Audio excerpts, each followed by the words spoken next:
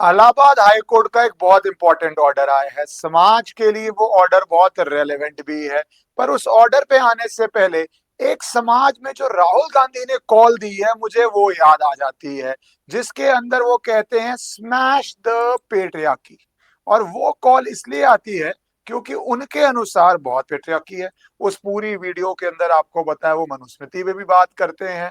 पर मैं रुक जाता हूँ, मैं सारी उस पर नहीं जाना था, सिर्फ इस बात पे क्योंकि ये सोशल मीडिया पे बहुत लोगों ने रिपोर्ट की है। छात्रों की गूंज में बहुत फनी बात थी कि एक विमेन आती है, वो वुमन आके कंप्लेन करती है कि उसने हेडस्क्राफ पहनने के लिए उसको फोर्स किया जाता है। ये वही राहुल गांधी हैं जहां पे स्टेज पे आप देख रहे हैं कौन कौन अवेलेबल था, और उसका बहुत लोगों ने मजाक किया, मॉक किया। मैं वो सब नहीं करना चाहता, मैं पेट्रियार्की पे बात करना चाहता हूं। और ये कहां से उठ के आई, पहले तो एक बात समझिए। एक बारी ट्विटर के ऊपर, जब ट्विटर ट्विटर था, जैक डॉर्सी जो उसका ओनर फाउंडर, आप जो लार्जेस्ट शेयर होल्डर, जो मर्जी वर्ड यूज कर लीजिए, बेसिकली उसका कंट्रोलर था, वो लेके आया था और स्मैश ब्राह्मणिकल पेट्रियार्की का कार्ड था। अब याद कीजिए, इतने सालों बाद फ्रॉम स्मैश ब्राह्मणिकल पेट्रियार्की क्यों उठ के आ गया स्मैश द पेट्रियार्की। वैसे कुछ लोग बोलेंगे अच्छा है चलो, ब्राह्मणिकल वर्ड हटा दिया और इसको जनरल कर दिया। कुछ लोग जो राजनीतिक समझ रखते हैं वो कहेंगे भैया यूपी का चुनाव आ रहा है, ब्राह्मण बहुत बड़ा वोट बैंक है यूपी के अंदर, तो वो डायरेक्टली उनको टारगेट नहीं करना चाहते, जबकि टारगेट एंड में रो के पिट के वहीं पे रुकेगा। मैं इन दोनों को आपको एक तीसरा पर्सपेक्टिव देता हूं, दोनों को ही मैं बोलता हूं साइड पे कर दीजिए। तीसरा पर्सपेक्टिव पेट्रियार्की वर्ड के अंदर है। वो वर्ड के अंदर जो पर्सपेक्टिव है उसको पहले आप जेनजी के पर्सपेक्टिव से समझिए। जेनजी भारत के अंदर वर्ड क्यों आ गया? हिंदी के बहुत सारे वर्ड्स हैं। मैंने इससे पहले आपको ये भी बताया था ना कि हमारी इंग्लिश प्रोनाउंसिएशन क्या है। मैं टाइम्स नाउ की डिबेट पे था, मैंने कहा था जेड, जी क्यों आ गया? अच्छा, अभी पेट्रियार्की, आप बहुत सारे वर्ड यूज कर सकते हैं हिंदी के लिए। अगर आपको ये बोलना है कि फीमेल्स को भारत में राइट नहीं दिया जा रहा, बहुत सारे आप दे सकते हैं, ठीक है। पर आप पेट्रियार्की क्यों यूज कर रहे हैं? पेट्रियार्की तो एक आम इंडियन को कितनों को समझ भी आएगा वर्ड, फिर भी आप ला रहे हैं। आप चुनाव भारत में लड़ेंगे, वोट भारत से चाहिए है, भारत में पेट्रियार्की वर्ड कितने लोग समझेंगे आप खुद भी जानते हैं। एक डिफिकल्ट कॉम्प्लिकेटेड इंग्लिश वर्ड है, तो यूज क्यों हो रहा है? क्या इतना इनोसेंटली यूज हो रहा है? नहीं, बहुत डेलिबरेटली यूज हो रहा है। जैसे जेंजी बहुत डेलिबरेटली यूज हुआ था, क्योंकि खेल है भैया एल्गोरिथम का।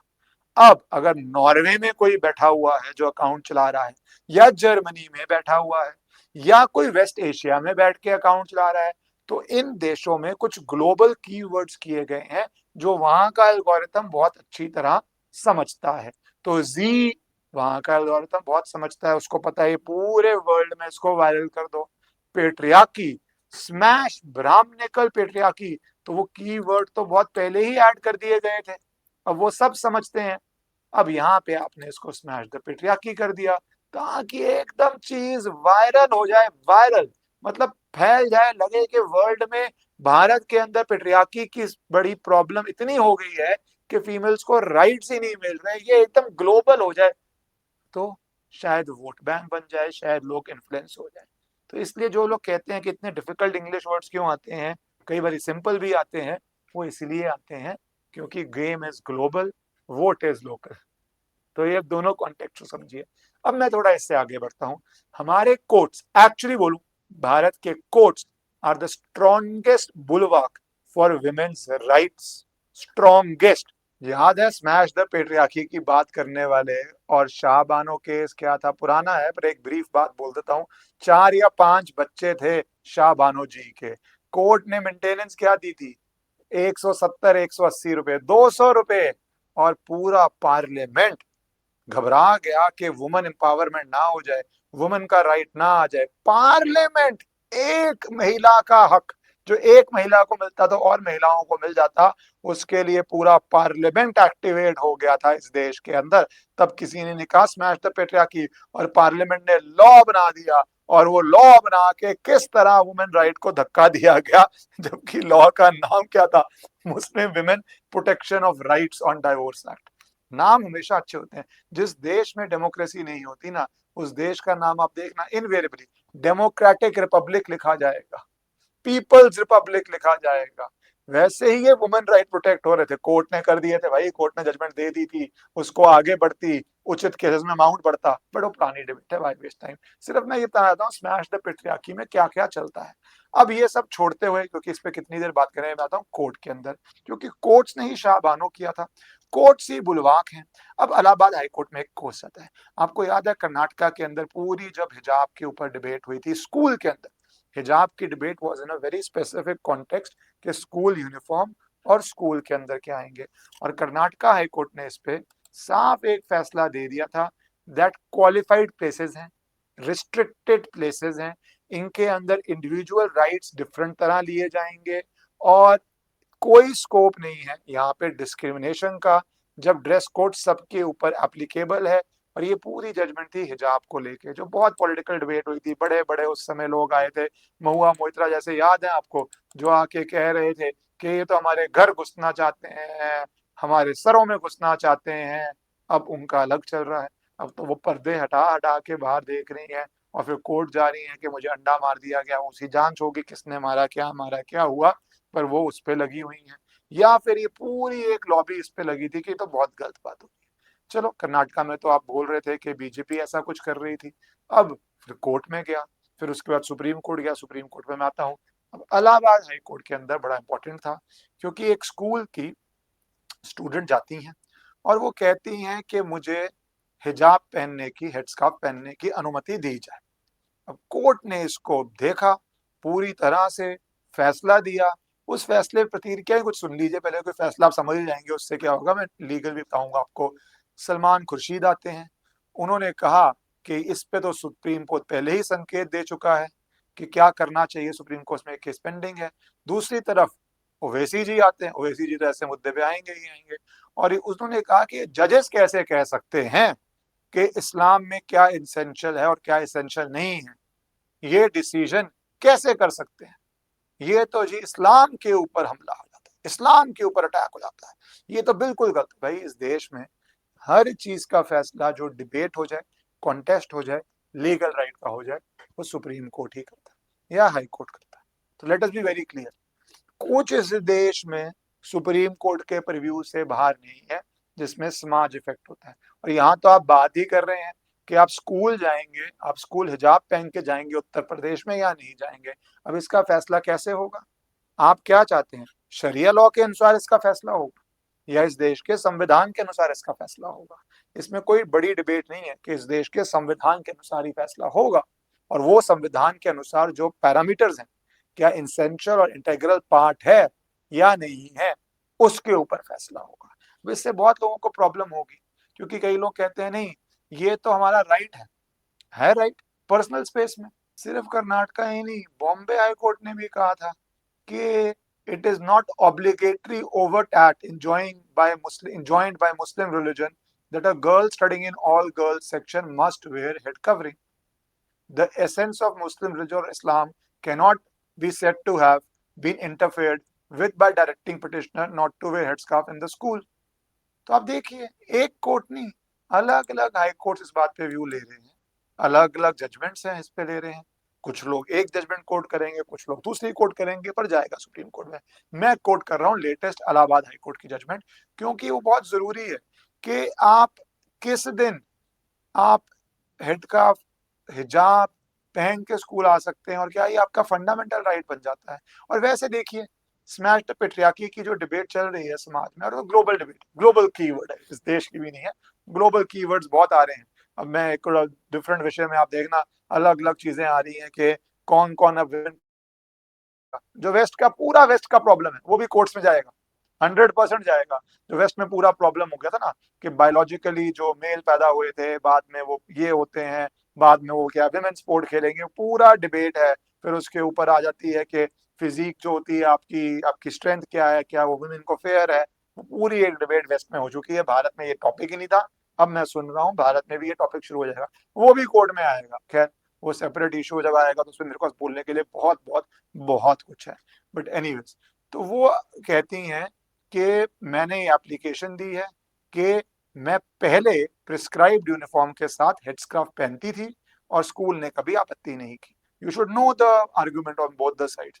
उसके बाद उन्होंने कहा कि जो ड्रेस कोड स्कूल का है, और मैं नई क्लास में गई, मैं आगे बढ़ी, प्रमोट हुई, जैसे होता है मिडिल स्कूल आता है, हाई स्कूल आता है, एक्सेट्रा एक्सेट्रा, प्रमोट हुई, तो हेड स्कार्फ मुझे अलाउ नहीं किया जा रहा है। इलाहाबाद हाई कोर्ट ने ब्रॉडली बोला, दो सवाल है, क्या स्कूल अपना प्रिस्क्राइब्ड यूनिफॉर्म इन्फोर्स करने का अधिकार रखता है, और दूसरा, अगर वो अधिकार रखता भी हो तो क्या हिजाब एक इसेंशियल प्रैक्टिस है जिसको संवैधानिक प्रोटेक्शन मिलनी चाहिए।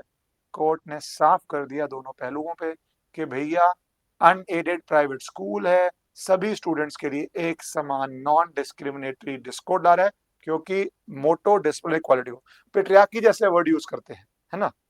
यूनिफॉर्म तो बहुत सिंपल वर्ड है ना, यूनी यूनी वन फॉर्म, क्योंकि बच्चों को यूनिफॉर्म इसलिए पहनाई जाती है कि यंग एज में मनी डिफरेंस ना देखे, क्योंकि कोई बच्चे लेबल्ड कपड़े पहन के जाएंगे अगर प्राइवेट लाइफ हो, और ये 18 के बाद 20 के बाद तो एक रियलिटी है, पर बच्चों के अंदर मनी की जो डिफरेंसेस हैं नहीं दिखने चाहिए, उनके माइंड्स को पोल्यूट नहीं किया जाना चाहिए, उनके अंदर, आप चाहे बिलियनियर के बच्चे हों, अब तो अनफॉर्चुनेट ट्रेंड आ गया है कि लोग गाड़ियों में स्कूल आते हैं, आप मेरे से बहुत बहुत अमीर लोगों के बच्चे थे स्कूल में, सबके कपड़े सेम थे, सबके जूते सेम के, पता ही नहीं चलता था कौन क्या है।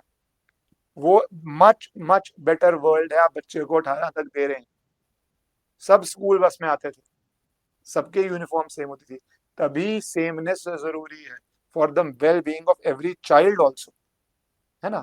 कुछ चीजें अच्छी हैं, तो ये तो स्कूल का राइट है कि इक्वालिटी बनी रहे, डिसिप्लिन बना रहे, नहीं तो कोई लेबल पहन के आएगा, फिर कोई उससे फैंसी लेबल पहन के आएगा, कल को कोई गुची का, एलवी के जूते पहन के आ जाएगा, है ना, क्योंकि फिर तो वो मेरी फ्रीडम है, मेरे पेरेंट्स अफोर्ड करते हैं, ये भी जवाब हो सकता है। इसीलिए यूनिफॉर्म बनी जाती है, एक वैसे मैं लार्जर पर्पस बता दूं आपको तो। और दूसरी बात, कोई स्टूडेंट, कोर्ट ने पाया, अपनी पर्सनल या रिलीजियस प्रेफरेंस लेके नहीं डिसाइड कर सकता कि वो क्या पहने। देयर इज नो प्लीडिंग और authoritative religious interpretation or text or material placed on record sufficient by itself to establish that the practice asserted by the petitioner about the obligation to wear a scarf inside the classroom is obligatory upon her, and the non-observance thereof would alter the fundamental character of a faith. A claim placing reliance on Article 25 of the Constitution cannot be accepted for the sake of mere assertion. सिर्फ आपके बोलने से नहीं हो जाएगा, proof करना पड़ेगा, without the necessary factual and legal foundation laid for the purpose. Simple. A perusal of the writ petition shows there are no pleadings to the effect, except that she has been doing it since she was a child and ever since she joined the school in class 6th. ठीक है, बचपन में अगर allow किया भी नहीं किया, वो एक फैक्चुअल डिबेट है केस की, जब स्कूल का यूनिफॉर्म है और अगर आप बड़ी क्लास में जा रहे हैं तो ये, एंड कोर्ट ने ये भी था, फैक्चुअल भी गया court, we have perused the photographs from various classes related to petitioner. Except for her, no other girl student is donning the headscarf, even those belonging to the same religious community as the petitioner.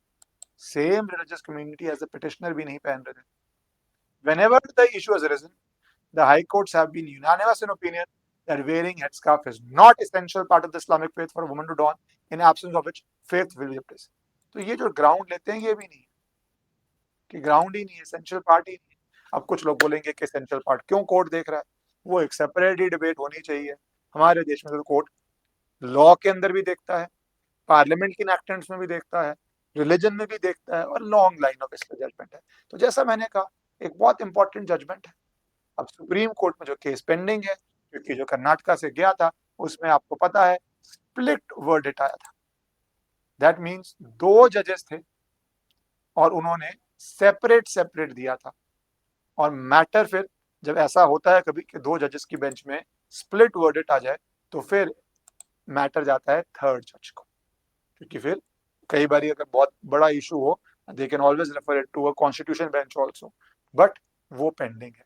But high courts के view आ चुके हैं, अब जब भी आए supreme court में आपको पता चल जाएगा क्या होता है। बट फिलहाल के लिए मुझे लगा, जब हम पेट्रियार्की की बातें कर रहे हैं, हम बातें कर रहे हैं कि क्या प्रैक्टिस होनी चाहिए नहीं होनी चाहिए, तो उसके साथ स्कूल में क्या होना चाहिए वो भी जो कोर्ट्स डिसाइड कर रहे हैं जानना सबके लिए जरूरी है, so that everybody has a informed debate, know the parameters on any given subject. Bharat माता की जय।